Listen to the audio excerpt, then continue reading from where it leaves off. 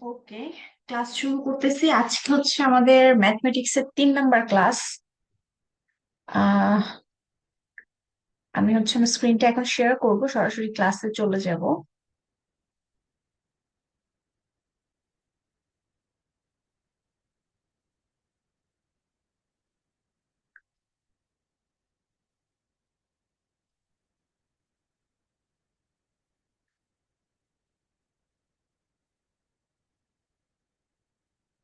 ওকে, তো যেমনটা বললাম যে ম্যাথের হচ্ছে আজকে আমাদের 3 নম্বর ক্লাস। আজকের টপিক হচ্ছে প্রবাবিলিটি। আমি মূলত হচ্ছে আপনাদেরকে আগেও বলেছি যে যেই বিষয়গুলা থেকে সব সময় বিসিএস এ কোয়েশ্চেন হয় সেগুলা আমি হচ্ছে টপিক ওয়াইজ আগে আপনাদেরকে শেষ করাচ্ছি, তারপর গিয়ে আমরা ডিফারেন্ট টাইপের ম্যাথ দেখবো, সেটা তো দেখবোই। বাট এই যে প্রবাবিলিটি, এখান থেকে হচ্ছে আপনার এমন কোনো মানে নাই, এমন কোনো বিসিএস নাই যখন কোয়েশ্চেন হয় নাই, মানে যে বিসিএস এ কোয়েশ্চেন হয় না। তো ইজি ম্যাথ, বাট অনেক সময় দেখা যায় যে মানুষ ভুল করে বসে, তো খুবই গুরুত্বের সাথে এই অধ্যায়টা আমরা করব। আর এখান থেকে যেহেতু সবসময় আপনারা কোয়েশ্চেন পাবেন, কাজে এই একটা নাম্বার মানে এই এক মার্কস যাতে আপনার কোনোভাবে ভুল না যায়, সেটার দিকে আপনাদের যাতে সবসময় নজর থাকে। যেহেতু আমি বারবার বলতেছি যে জিনিসটা সহজ, একটু খেয়াল করলে এখান থেকে একটা মার্ক আপনারা সবসময় কিন্তু কম পাবেন। তো যাই হোক, আমি শুরু করব। প্রথম কথা হচ্ছে যে এই সম্ভাব্যতা।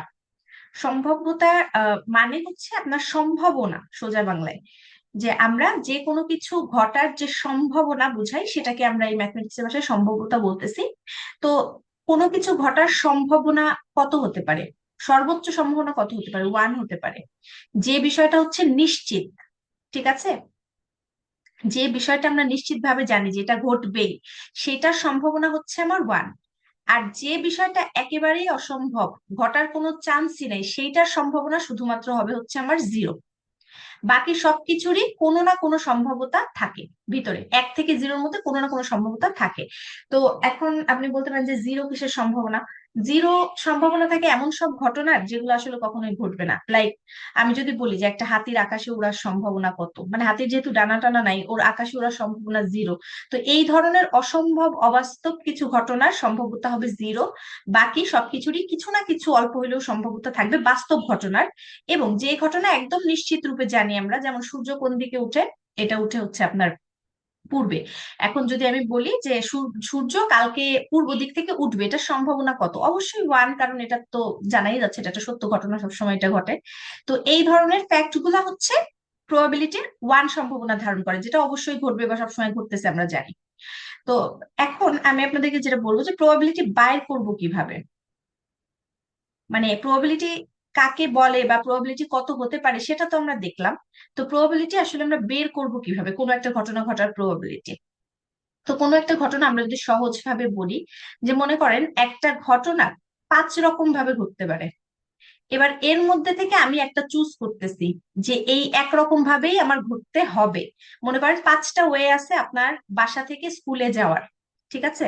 এখন আমি যদি বলি যে 5টা ওয়ের মধ্যে কালকে আপনি হচ্ছে অমুক রুটটা দিয়ে যাবেন, সেই সম্ভাবনা কত?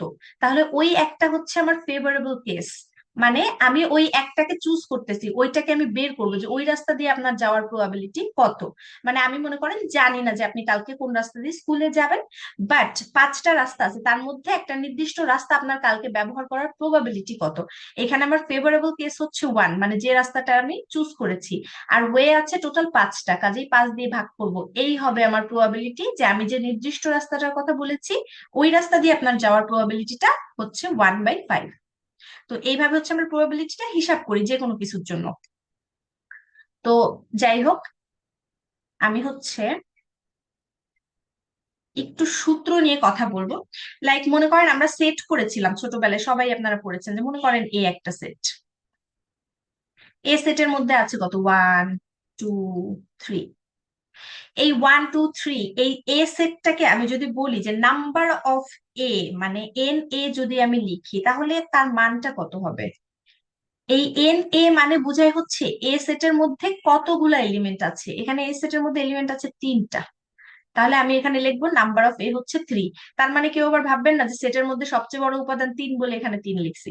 আমি যদি এখানে 3 কেটে দিই, এখানে লিখলাম 1 2 4, তাহলেও এন অফ এ থাকবে আমার 3। কেন? কারণ আমি এন অফ এ দ্বারা বোঝাচ্ছি এ এর মধ্যে কতগুলা নাম্বার আছে বা এ এর মধ্যে কতগুলা এলিমেন্ট আছে সেটা। ঠিক আছে, আমি যদি এভাবেও লিখি, মনে করেন পি একটা সেট, তার মধ্যে এলিমেন্ট আছে হলো মনে করেন আমার নাম আছে, জিম আছে, তারপর অন্য কারো নাম আছে, রহিম আছে, এরকম।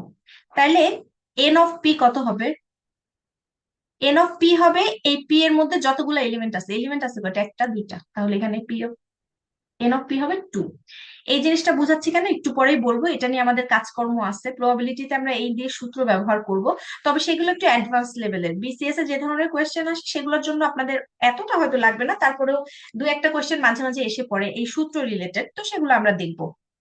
তো দেখেন, প্রবাবিলিটিকে আমরা পি দিয়ে প্রকাশ করি। একটু আগে আমি যেটা বললাম যে আপনি 5টা রাস্তা দিয়ে স্কুলে যেতে পারেন, তা আমি ধরে নিলাম যে সেই 5টা রাস্তা হচ্ছে আমার কি এ বি সি ডি হতে পারে, A B C D E. এই 5টা রাস্তা আমি মার্ক করে দিলাম যে এই 5টা রাস্তা দিয়ে আপনি যেতে পারেন। এবার কি করব, আমি ধরেন নির্দিষ্ট একটা রাস্তা চাচ্ছি যে সি তে আপনি যাবেন, সেটার প্রবাবিলিটি কত? এই যে এই সি রাস্তাটা আপনি কালকে চুজ করবেন, এটার প্রবাবিলিটি কত? তাহলে আমি কি লিখবো? P of C, probability of C equals to হবে আমার ওই যে 1/5 যেটা দেখাইছিলাম। এখন যদি আমি বলি যে না, একটা না, আমি দুইটা চুজ করতে চাই, কালকে আপনার সি অথবা বি দিয়ে যাওয়ার প্রবাবিলিটি কত? কিংবা কালকে আপনার সি অথবা ই দিয়ে যাওয়ার প্রবাবিলিটি কত? তাহলে এখানে আমি যেহেতু অথবা করে বলতেছি, যে কোনো একটা দিয়ে আপনি গেলেই আমি খুশি, তাহলে এখানে সি আর ই আমার ফেভারেবল কেস হয়ে যাচ্ছে দুইটা, মানে আমার চুজ করার রাস্তা হয়ে গেছে দুইটা। তাহলে উপরে একের জায়গায় বসাই দিব 2। না বুঝলে একটু বললেন,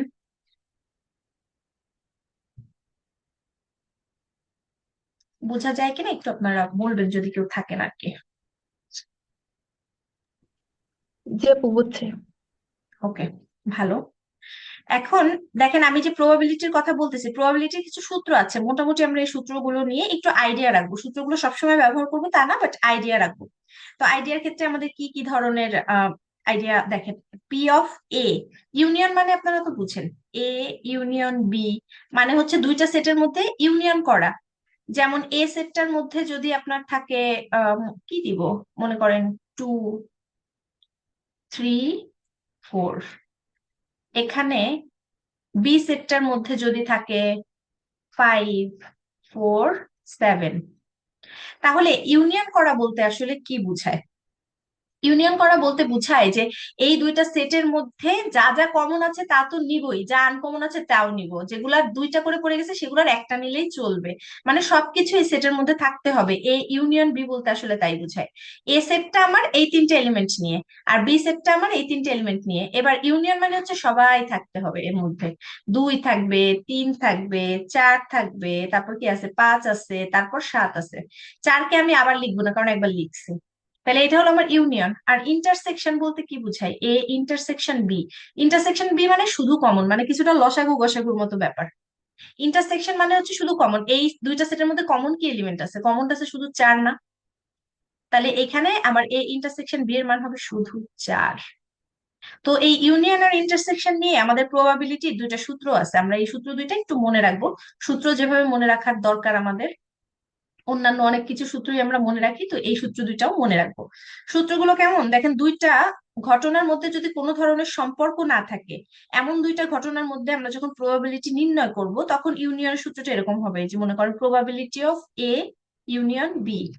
মনে করেন এ আর বি এর মধ্যে কোনো সম্পর্কই নাই, দুইটা আলাদা দুই মেরুর ঘটনা, কোনো কমন কিছু নাই, দুইটা ঘটনা একসাথে ঘটার সম্ভাবনা আমরা নির্ণয় করতেছি, তখন আমাদের সূত্রটা হবে হচ্ছে P of A plus P of B.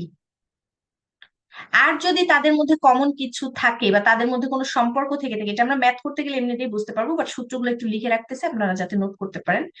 তো যদি তাদের মধ্যে কোনো সম্পর্ক থাকে, সেই ক্ষেত্রে আমার সূত্র হবে হচ্ছে, এইটুক তো লিখবই, তার সাথে minus P A intersection B. এইটুকু হচ্ছে আমার কমন ঘটনাগুলোর ক্ষেত্রে, এই এই সাইডটা বাদ যাবে। আমরা আগেও দেখছিলাম কিছু ম্যাথের ক্ষেত্রে যে যখন কমন করে যায় আমরা পুরোটুকু নিতে পারি না, আমাদেরকে বাদ দিয়ে লিখতে হয়। তো এই দুইটা সূত্র আমরা একটু মনে রাখবো, ম্যাথে যদি প্রয়োজন হয় ব্যবহার করব, প্রয়োজন হয় না অনেক সময়। আমরা মোটামুটি আমাদের ক্যালকুলেশনের যে স্কিল সেটা দিয়ে এগুলো সলভ করে ফেলতে পারি, তারপরেও সূত্র দুইটা একটু মনে রাখবো। আর একটা কেস আছে, একটা পরীক্ষায় আসছিল। সেটা অবশ্য মেডিকেলের যে স্পেশাল বিসিএস, ওইখানে একটা ম্যাথ আসছিল। যেহেতু ওরা সবাই মেডিকেল স্টুডেন্টরা সবাই সায়েন্স ব্যাকগ্রাউন্ডে, তো ওইখানে ম্যাথটা একটু টাফই আসছিল। তো ওই ম্যাথটাতে হচ্ছে আপনার একটা স্পেশাল সূত্র ডিমান্ড করছিল, সেই সূত্রটা আপনাদের কিছু লিখে দিচ্ছি, যদি কখনো প্রয়োজন হয় লাগাতে পারবেন কাজে। কোনো দুইটা ঘটনা, ওই যে বললাম যে দুটো ঘটনা এমন হয় যে আমরা হচ্ছে যাদের মধ্যে কোনো কমন বিন্দু পাই না, যেগুলোকে আমরা বলি হচ্ছে স্বাধীন ঘটনা। ওই সব ঘটনার ক্ষেত্রে আমরা একটা জিনিস কনফার্ম জানবো, সেটা হচ্ছে পি এ ইন্টারসেকশন বি, এটার মান হবে হচ্ছে ওই দুইটা প্রবাবিলিটি জাস্ট গুণফল, P of A into P of B. মানে এমন দুইটা ঘটনার মধ্যে আমি আপনাকে কমন প্রবাবিলিটি বের করতে বলতেছি, যাদের মধ্যে কমন কোনো পয়েন্ট নাই, কমন কোনো পরীক্ষা নিরীক্ষার ব্যাপার নাই, দুইটা আলাদা দুই মেরুর কেস, সেই ক্ষেত্রে তাদের ইন্টারসেকশনের মানটা হবে শুধুমাত্র তাদের প্রবাবিলিটির গুণফল। আর যদি দুইটা ঘটনা স্বাধীন না হয়, যদি তাদের মধ্যে কমন বিন্দু থাকে, সেক্ষেত্রে এই পি এ ইন্টারসেকশন বি এটা জীবনেও এই দুইটার গুণফলের সমান হবে না। ঠিক আছে? তো আমরা খুব সহজেই চেক করতে পারি যে কোনো ঘটনা যদি আমাদেরকে দুটো দেয়া থাকে, সেগুলো আসলে এদের মধ্যে কোনো কমন বিন্দু আছে কিনা, বা এরা স্বাধীন কিনা বা অধীন কিনা, এইগুলো আমরা চেক করতে গেলে এই সূত্রটা কাজে লাগাই। এটা এই মুহূর্তে আপনাদের লাগবে না, জাস্ট একটু লিখে রাখলাম। আপু, এর আগে ওকে। যে দুইটা সূত্র আমরা শিখলাম সেটা হলো পি ইউনিয়ন বি। হ্যাঁ, হ্যাঁ, এর আগে মানে এই একই জিনিসের দুইটা সূত্র, মানে একটা P of A plus P of B, আর একটা শুধু ওখান একটা থেকে হচ্ছে পি মাইনাস অফ হবে। এ প্লাস পি অফ বি, এটা হচ্ছে আপনার বর্জনশীল ঘটনা, যাদের মধ্যে কোনো কমন পয়েন্ট নাই, যাদের মধ্যে কোনো মিল নাই। ঠিক আছে? জি। আর জি। যদি কোনো কমন বিন্দু থাকে বা মিল থাকে, তাদের ক্ষেত্রে সূত্রটা হবে P of A plus P of B minus P A intersection B. জি আপু, বুঝছি। আপনি ম্যাথে যখন আমি যাব তখন আরো ক্লিয়ার হয়ে যাবেন জিনিসটা। জি আপু। ঠিক আছে?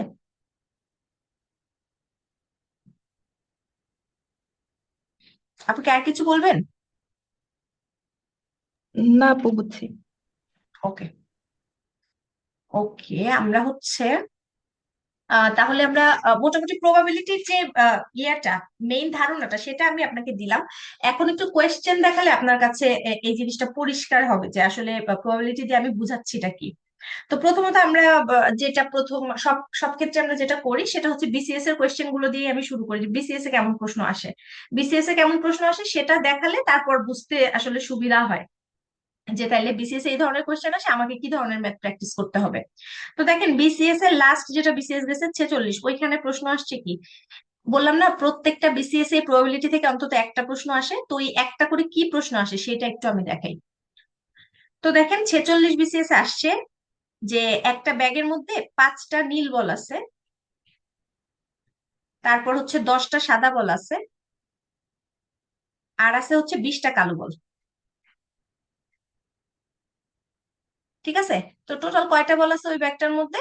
20 আর 10, 30, আর 5, 35টা। তো এই হচ্ছে আমার 3টা বল ওই ব্যাগের মধ্যে রাখা আছে। অবশ্যই বলগুলো মিক্স করে রাখা আছে। তো এবার এর মধ্যে থেকে যদি আমি একটা বল তুলি, একটা বল যদি আমি ব্যাগটার মধ্যে থেকে তুলি, তাহলে সেটা সাদা না হওয়ার সম্ভাবনা কত? খেয়াল করেন, সাদা হওয়ার সম্ভাবনা চায় নাই, সাদা না হওয়ার সম্ভাবনা। ঠিক আছে? সাদা না হওয়ার সম্ভাবনা কত এটা চেয়েছি, তাহলে ম্যাথটা কিভাবে করতে পারি?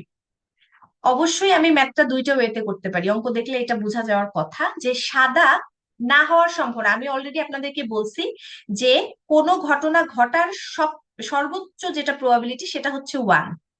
ঠিক আছে? তাইলে সাদা হওয়া আর না হওয়ার যে প্রবাবিলিটি, দুটো মিলে অবশ্যই 1 হবে। তো আমি যদি একটা বের করতে পারি, আরেকটা আমি 1 থেকে বিয়োগ দিলে এমনিই বেরোবে, তো আমি ওই পদ্ধতিতেও করতে পারি, আবার আরেকটা সোজা পদ্ধতিতে করতে পারি। সেটা হচ্ছে সাদা না হওয়ার প্রবাবিলিটি যদি আমি বের করতে চাই, তাহলে আমার বলটা কি কালার হইতে হবে? হইতে হবে কালো অথবা নীল, নাকি? মানে আমার তাহলে এখন ফেভারেবল কেস হয়েছে কোনটা, নীল আর কালো না?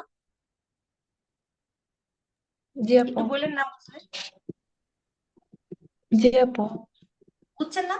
তাহলে আমার ফেভারেবল জি। কেসটাকে উপরে দেওয়ার কথা, টোটাল কেসটা নিচে দেওয়ার কথা। টোটাল কেস কয়টা? 5 আর 10, 15 আর 20, 35টা। আর উপরে আমার কেস যাবে কোনটা? Favourable case. মানে আমি চাচ্ছি সাদা হবে না, তাহলে কে হইতে পারবে? কালো হইতে পারবে, নীল হইতে পারবে। কালো আর নীল মিলে আছে কয়টা? 25টা। 25টা। এটাই আনসার এই অঙ্কের। এবং এটা বিসিএস কোয়েশ্চেন, লাস্ট 46তম বিসিএস কোয়েশ্চেন। বুঝা গেছে ম্যাথটা?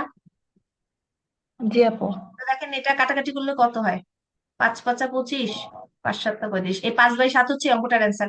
আর আমি যেভাবে বললাম যে প্রথমে আমি এটা বের করতে পারি যে সাদা হওয়ার সম্ভাবনা কত, তারপর সেটা একের থেকে বিয়োগ দিতে পারি, তাতেও আমার 5/7 অ্যান্সার আসবে। দেখেন এখানে সাদা হওয়ার সম্ভাবনা কত হবে, 10/35 না? বুঝছেন? জি আপু। 10/35 হচ্ছে আমার বুঝছি। সাদা হওয়ার সম্ভাবনা। এবার সাদা সাদা হওয়ার হওয়ার সম্ভাবনা হওয়ার যদি দশ সম্ভব। বাই পঁয়ত্রিশ হয়, না হওয়ার সম্ভাবনা হবে একের থেকে এটাকে বিয়োগ দিতে হবে। কোনো একটা ঘটনা হওয়া এবং না হওয়ার যে সম্ভাবনা, দুইটাকে যোগ করলে সবসময় এক হয়, এটা মনে রেখেন, তাহলে অনেক অঙ্কই পারবেন। তো এইভাবে আপনি করতে পারেন, এটা করলেও অঙ্কের উত্তর এরকম আসবে। আর নাইলে আবার আপনি ওই যে ফেভারেবল কেস আমার হিসাব করবেন যে আমি সাদা চাচ্ছি না, তাহলে কাদের চাচ্ছি তাদের উপরে বসাই দিলেই হয়। ঠিক আছে? তো জি এইটা আপু। আমাদের লাস্ট বিসিএস এর কোয়েশ্চেন। এবার হচ্ছে আমি আপনাকে তাহলে 45 বিসিএস এ কি কোয়েশ্চেন আসছে সেটাও একটু দেখাতে চাই। 45 বিসিএস এর কোয়েশ্চেনটা আমি একটু বুঝি। 45 বিসিএস এর প্রবাবিলিটি থেকে কি কোয়েশ্চেন আসছে। অনেক কোয়েশ্চেনই আসে। 38 বিসিএস এর একটা কোয়েশ্চেন আমি দেখতে পাচ্ছি, সেটা আগে বলি যেহেতু 45 আমার সামনে নাই। 38 বিসিএস এর কোয়েশ্চেন আসছে হচ্ছে 30 থেকে 40 পর্যন্ত, 30 থেকে 40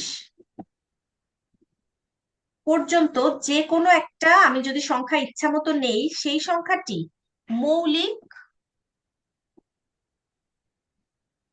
অথবা 5-এর গুণিতক হওয়ার সম্ভাবনা কত। 5-এর গুণিতক। এখন বলেন মৌলিক সংখ্যা কয়টা আছে 30 থেকে 40-এর মধ্যে? মৌলিক সংখ্যা কাকে বলে এটা আগে জানতে হবে। মৌলিক সংখ্যা হচ্ছে যাদেরকে কোনো সংখ্যা দিয়ে ভাগ করা যায় না, মানে মৌলিক সংখ্যা মানে শুধু ওই সংখ্যা, আর এক ব্যতীত অন্য কিছু দিয়ে সে ভাগ হবে না।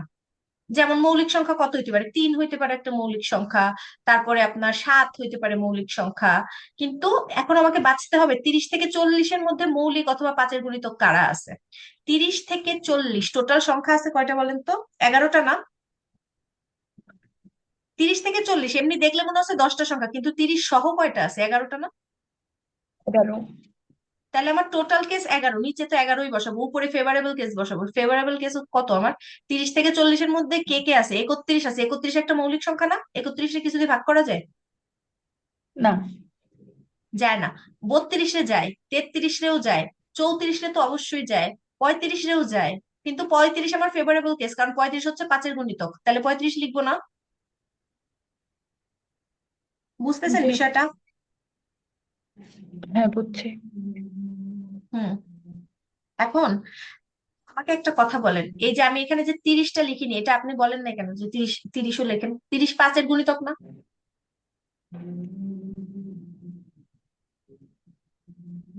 ব্যাপারগুলো এইভাবে মানে খেয়াল করতে হয়, চিন্তা করতে হয়। 30 থেকে 40-এর মধ্যে আমি চাচ্ছি, 30 তো ইনক্লুডেড, তাহলে 30কে আমি নিব না 5-এর গুণিতক হিসেবে? জি আপু। অবশ্যই নিব।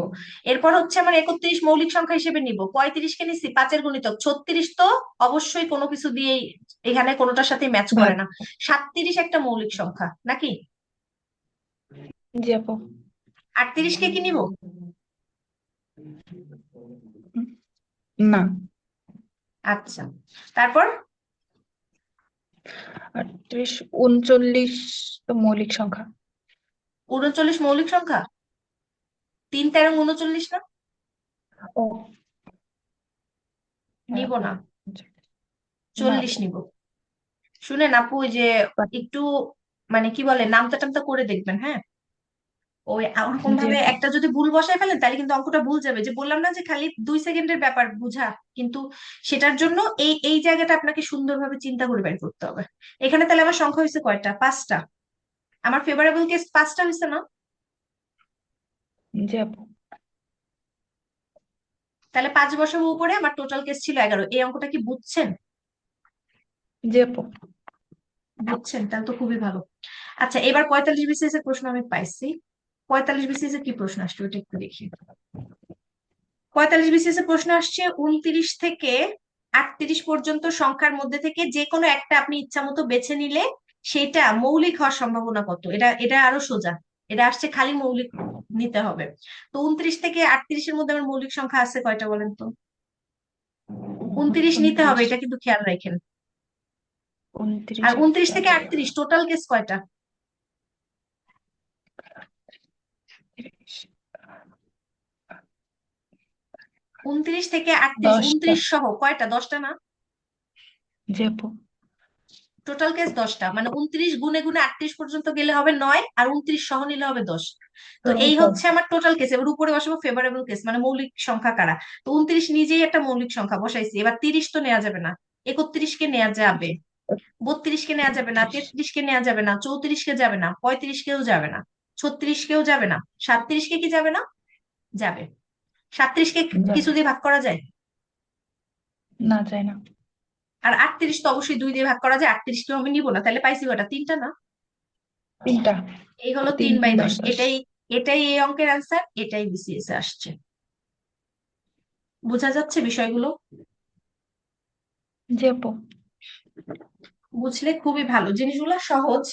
কিন্তু ওই যে দুই একটা জিনিস মাঝে মধ্যে ভুল হয়ে যায়। আপনার মৌলিক সংখ্যা বলবে, তখন আপনি এমন একটা সংখ্যা পিক করবেন যেটা আসলে মৌলিক ছিল না, তখন দেখা যাবে গিয়ে আমার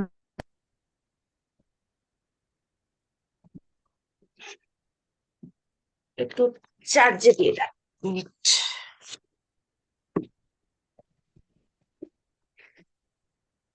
ওকে, আচ্ছা। এখন আমি হচ্ছে এই বলের অঙ্ক যদি বুঝে থাকেন তাহলে একটু এবার অন্য টপিকে যাই। আবার এটা রেড হয়ে যাওয়ার কারণ কি?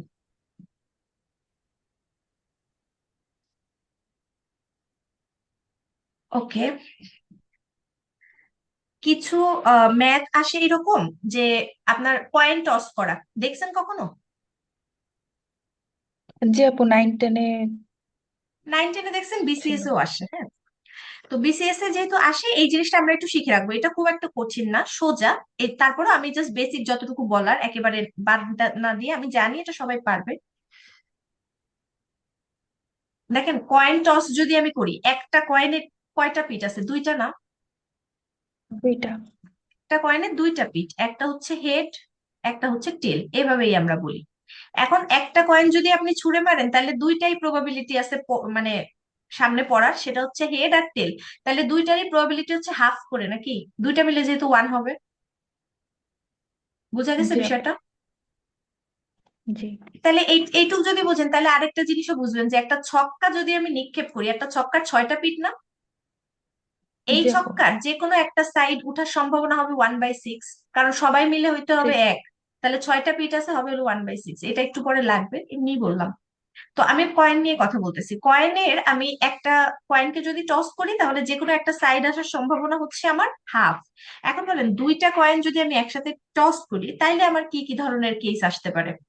এটার তো হেড অ্যান্ড টেল আসতে পারে, আরেকটা যে আমার আছে ওইটারও হেড অ্যান্ড টেল আসতে পারে, তাই তো?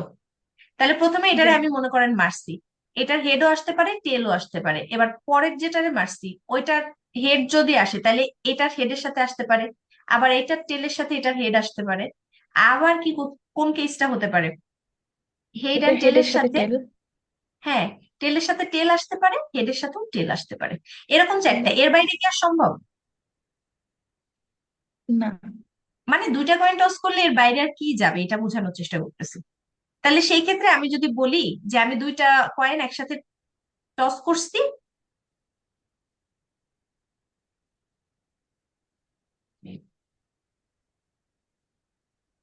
দুইটা কয়েন আমি একসঙ্গে টস করছি, তাহলে আমার হচ্ছে কি আসতে পারে অঙ্ক, মনে করেন দুইটা হেড আসার সম্ভাবনা কত, বা একটা হেড একটা টেল আসার সম্ভাবনা কত, তাহলে সেটা কি কি হতে পারে? আমরা চারটা কেস দেখলাম। এই হেড পাইছি, হেডের সাথে টেল পাইছি, ঠিক তো?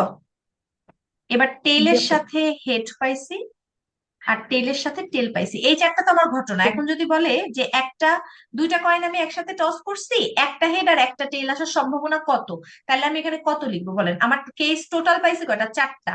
আর ফেভারেবল কেস হচ্ছে চারটা। একটা হেড একটা টেল। কোথায় আছে? এখানে আছে একটা, আর এখানে আছে একটা। তাহলে সম্ভবত হবে 2/4। 2টা। মানে কি? 1/2। 1। বোঝা গেছে না? জি আপু। এইটুকু যদি বোঝেন, তাহলে তিনটা কয়েন যদি আমি একসাথে টস করি, তাহলে কি ধরনের কাহিনী হবে, এটা একটু বলেন তো। তিনের চারের ওখানে 6 হবে, আর হচ্ছে না আপু, চারের এখানে সিক্স হবে না। তিনটা কয়েন টস করলে টোটাল ক্ষেত্র হবে কয়টা, মানে দুইটা কয়েন টস করলে তো আমি চারটা ঘটনা পাইছি টোটাল। তিনটা কয়েন টস করলে কয়টা ঘটনা পাবো একটু চিন্তা করে বলেন তো।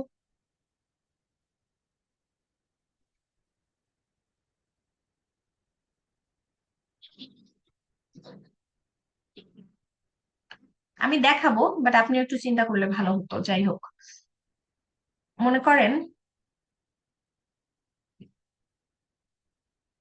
প্রথমে তিনটা কয়েন তো আর একসাথে টস করা আমরা হিসাব করতে পারি না। আমরা কি করব, প্রথমে দুইটা কয়েনের হিসাব করব। মানে তিনটা কয়েন একসাথে যদি আমি ফেলি কি কি ধরনের কেস হইতে পারে সেটা আমাকে হিসাব করতে হবে। তো প্রথমে দুইটা কয়েনে আমি কি কি পাইছিলাম? হেড হেড পাইছিলাম, হেড টেল পাইছিলাম, টেল হেড পাইছিলাম, আর টেল টেল পাইছিলাম। এবার এর সাথে আমি আরেকটা কয়েন টস করব। তার মানে এই প্রত্যেকটার সাথে আমার যে 3 নাম্বার কয়েনটা সেটা হেড করতে পারে, আবার টেলও করতে পারে একই কেসের ক্ষেত্রে।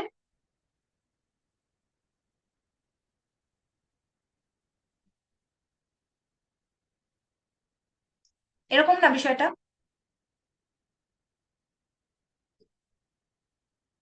বুঝছেন নাকি আরেকবার আমি লিখে দেখাবো?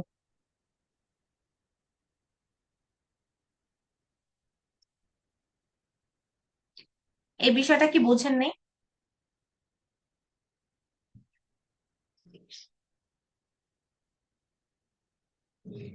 আমি বলি আবার।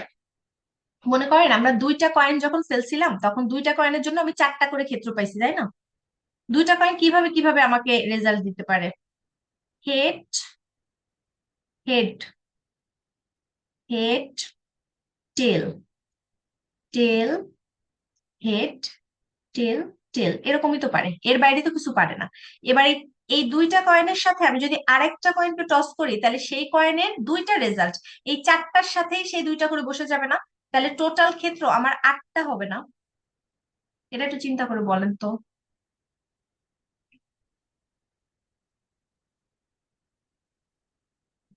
এনিওয়েজ, তখন আমার টোটাল কেস হয়ে যাচ্ছে হচ্ছে আটটা। এবার যদি আমি একটু এবার যদি আমি একটু নতুন করে চিন্তা করি, যে তাহলে আমার ক্ষেত্র হচ্ছে আটটা, তিনটা কয়েন আমি যখন ফেলতেছি তখন আমার কি কি ধরনের কেস হতে পারে? তিনটাই আমার হেড করতে পারে। একটা হেড, একটা টেল, একটা হেড করতে পারে। একইভাবে একটা টেল, একটা হেড, একটা হেড করতে পারে। দুইটা টেল, তারপর হেড করতে পারে। এবং এই প্রত্যেকটা ক্ষেত্রে দেখেন লাস্টে হেড করছে না, এবার বাকিটুকু সেমই থাকবে, লাস্টে শুধু আমরা টেল বসাই দেবো 3 নাম্বার কয়েনের জন্য। ঠিক আছে?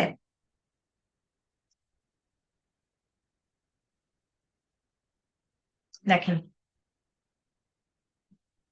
এই প্রত্যেকটা জায়গায় আমার ঠিক থাকবে, শুধুমাত্র আমি বসাবো head head tail, head tail tail, tail head tail, tail tail টেল।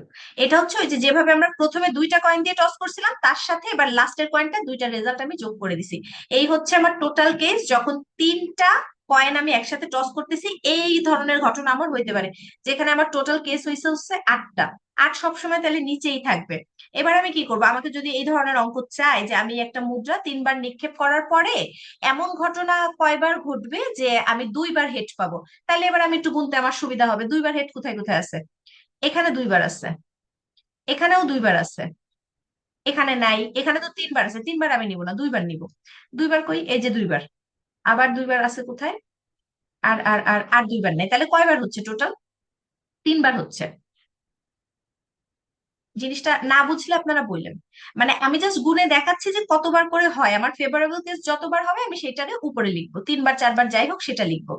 এবার যদি আমাকে বলে যে কোথায় এমন ঘটনা ঘটবে যে 3 বারই আপনি তিনটা কয়েনেই টেল পাবেন, বা তিনটা কয়েনেই হেড পাবেন, বা এরকম মাঝে মাঝে অঙ্ক আসে। আমার একটা অঙ্কের কথা মনে পড়তেছে, যে ওই অঙ্কটা আসছিল যে তিনটা কয়েনকে যদি আপনি একসাথে নিক্ষেপ করেন তাইলে তিনটা কয়েনেই সেম রেজাল্ট পাবেন এরকম ঘটনা কয়বার ঘটবে? তো আমার নিচে অবশ্যই 8 হবে টোটাল ঘটনা। এবার তিনটা কয়েনই আমাকে সেম রেজাল্ট দিচ্ছে কোথায় কোথায়?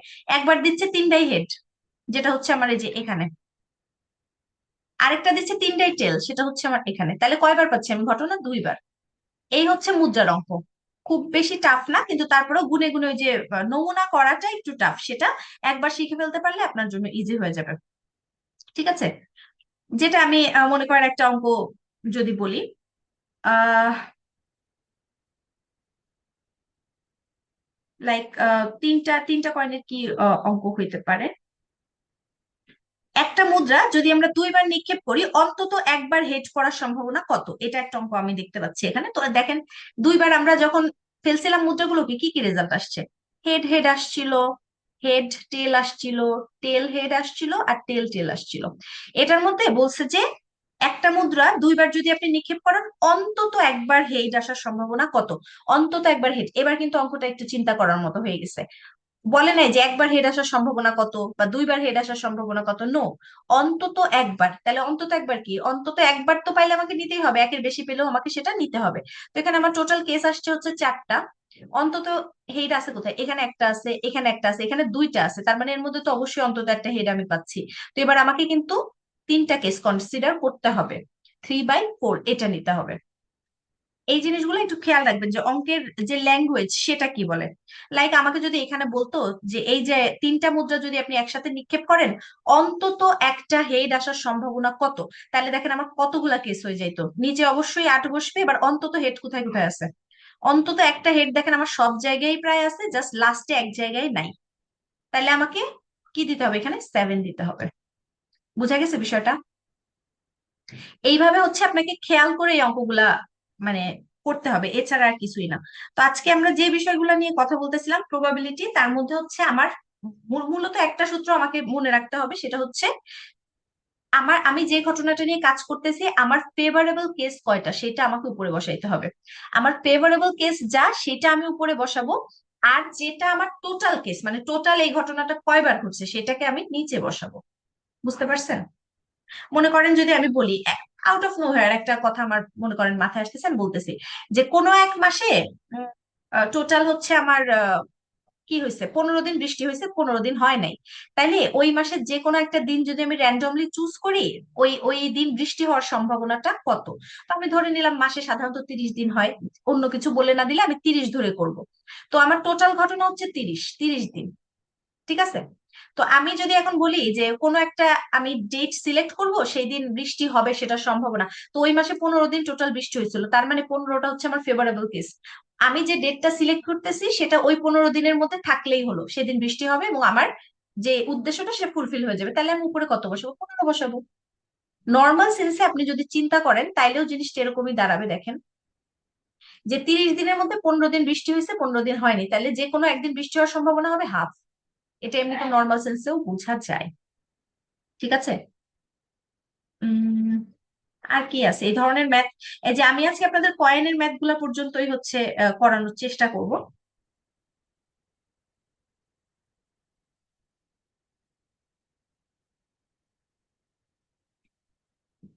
এটা একটু মুছে দিই।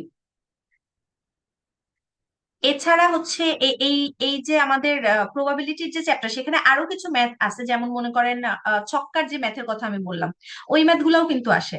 ছক্কার যে ম্যাথ সেটা কিন্তু আপনাকে আবার নমুনা ওই যে হেড অ্যান্ড টেলের মতো করে বারবার করে করতে হয়। যদি আপনি দুইটা ছক্কা একসাথে নিক্ষেপ করেন, দুইটা ছক্কা যদি আপনি একসাথে নিক্ষেপ করেন কি কি ঘটনা ঘটতে পারে বলেন তো? 1 2 3 4 5 6, এটা হচ্ছে আমার প্রথম মুদ্রায় পড়তে পারে। এবার দ্বিতীয় যে মুদ্রা সেটাই কত পড়তে পারে?